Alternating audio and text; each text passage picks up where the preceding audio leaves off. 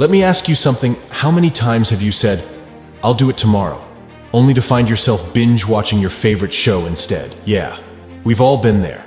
But here's the thing.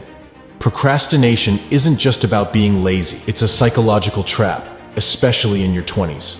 It's not just about missed deadlines. It's about missed opportunities, missed growth, and ultimately, missed potential.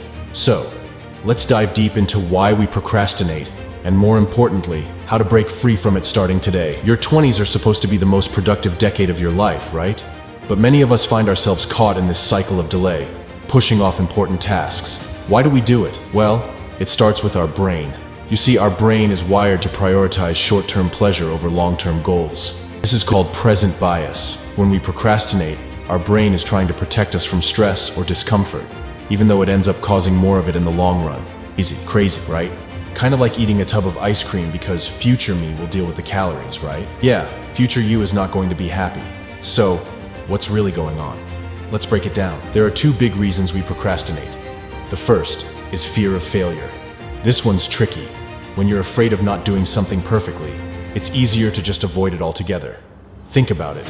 If you don't try, you can't fail, right? But here's the problem.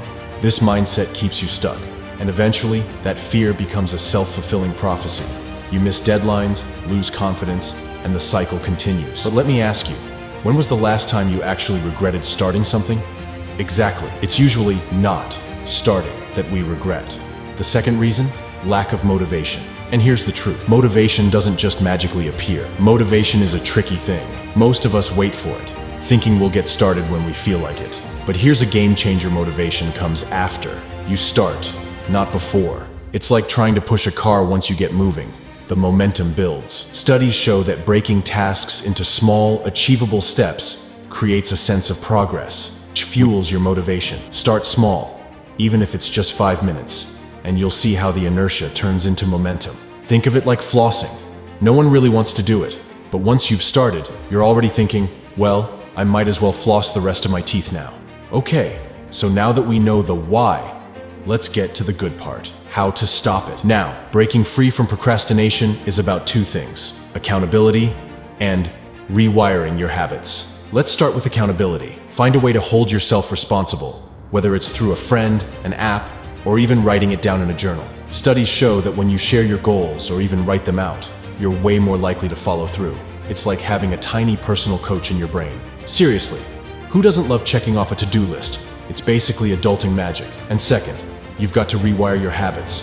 Remember, procrastination is a habit, not a personality trait. Start with small actions, set clear, realistic deadlines, and reward yourself after each task. It's about consistency, not perfection. The more you act, the more your brain gets used to the satisfaction of completing tasks.